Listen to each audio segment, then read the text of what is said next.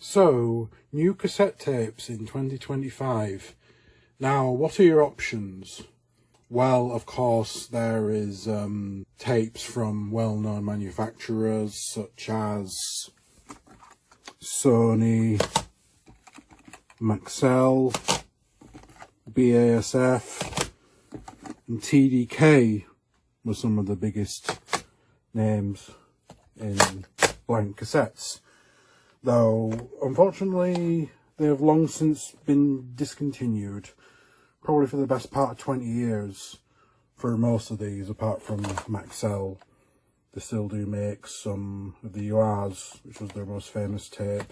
And also especially Type 2 Chrome and Type 4 Metal. Absolutely no one makes these anymore. This is a TDK-MA, Type 4. Not been made in at least 20 years, and if you were to find a new one of these still sealed in the packet, could go for 50 to 100 depending on the model. Same with Type 2 Chrome. No one makes them anymore. Chromium dioxide tapes. And these are all Type 1s. Sony TDK-FA. TDK, BASF, Maxell, Sony, they're all Type 1s. As I said, long since discontinued.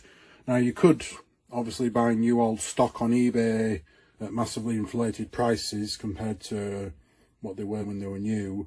So when it comes to new cassettes, what are your options? Well, the answer is cheap, crappy ones from China. Like this one right here that I got on Amazon. 6 pieces, 90 minutes, blank, blah, blah, blah, recording by an unknown Chinese name called KPSRFG. And I've actually bought a pack of these on Amazon, and here they are. They just arrived today. 6-pack of 60-minute Type 1 tapes. But the question is, how good are they compared to the likes of TDK and Maxell? Probably not very good is probably what you're thinking. But I guess we'll have to crack them open and do some recording tests. That's the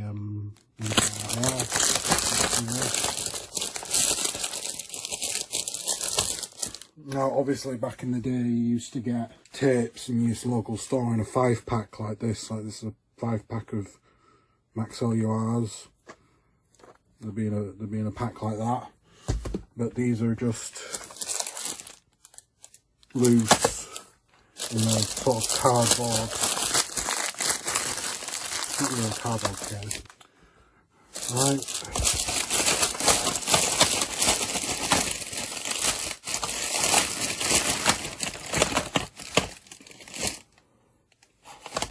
Yeah, just sandwiched between 2 pieces of cardboard, and here they are.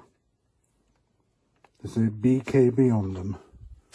We have 6 of them, Type 1, Chinese made, and from Amazon with Prime they cost £8.59, probably about $10 for a pack of 6 plus free postage on Prime, so let's just have a look at one.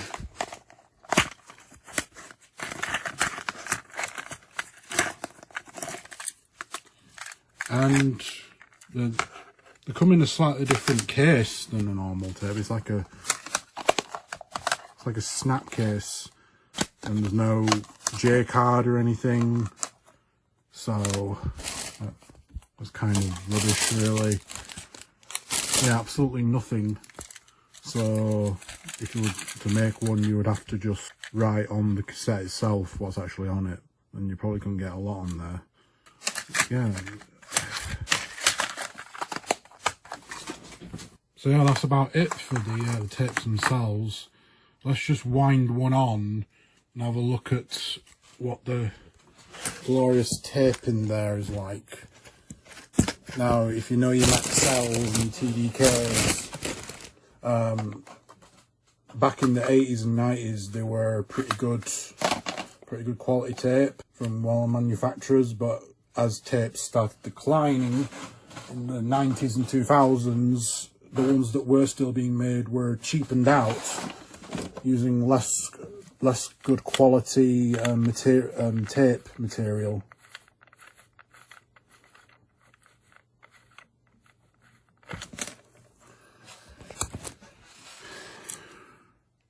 That's what the tape itself looks like. It's quite shiny. It looks pretty smooth. There doesn't seem to be any like bubbles or kinks in it.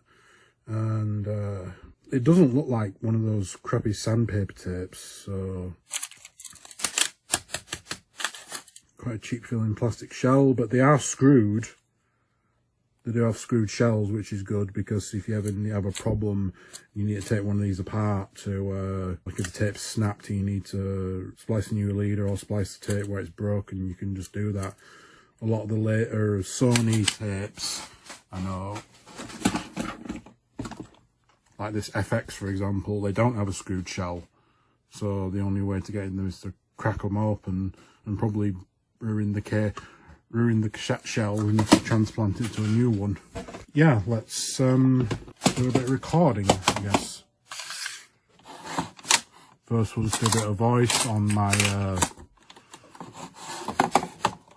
Sony shoebox recorder, TCM 939. Got this for a long time. This motor does get noisy sometimes, but hey, what can you do? Let's put in our tape. Reset a counter and just make sure it's wound to the beginning, and let's do a voice test.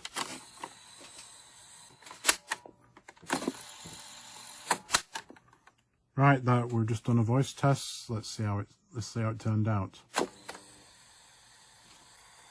Of the BKB Type 1 normal bias tape from China, bought on Amazon. It's we're just going to see how it sounds, whether it'll probably be alright for voice recording. And this is just a test of how it sounds. 1, 2, 3, test 1, 2, 3. And over and out. Yeah, sounds about just what you'd expect a Type 1 tape on a shoebox recorder to sound. Obviously, this is DC bias recording this recorder, and yeah, it's probably going to be alright for dictation purposes, but how good is it for music? Now, I have a cassette deck in my setup, a Pioneer CTS 330, and it has something called BLE, which is automatic bias level and equalization calibration.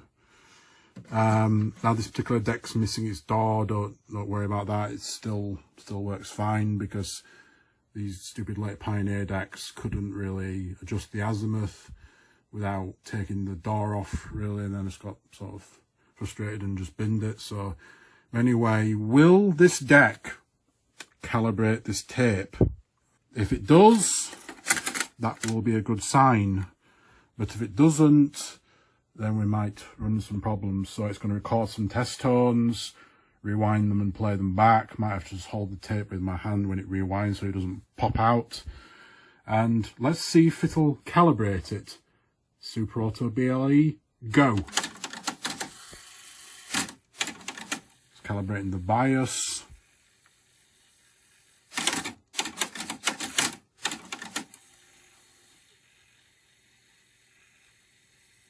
It's calibrating the level. Seems to be calibrating it.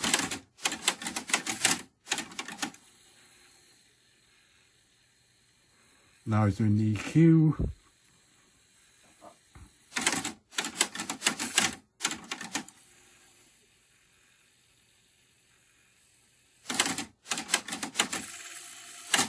Well, it has calibrated it, so this might be a good sign.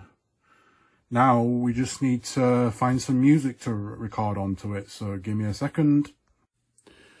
Alright, and for our test recording, we're just going to record a track from this traditional jazz festival CD from 1992. We're just going to do the first track.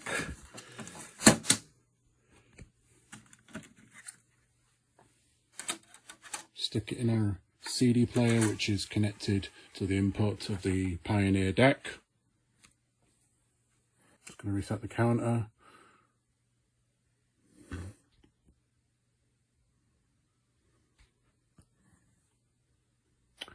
Right, and the track is queued up, and we're going to actually record it with Dolby B noise reduction. I've got the levels all set up, and I've got my Audacity set up to record the audio directly, and I'll start the recording and edit in the recorded audio in editing.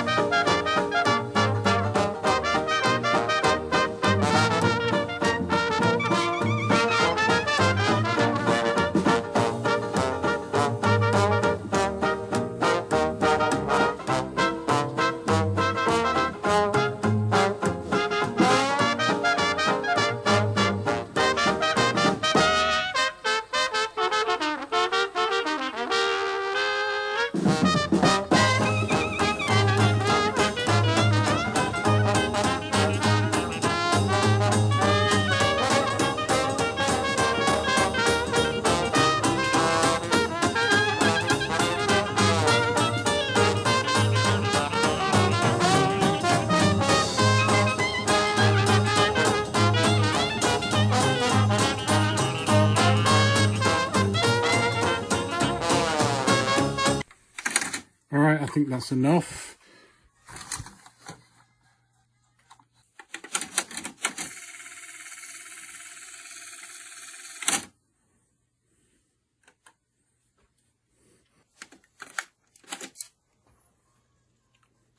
Well, I have to say that wasn't that bad.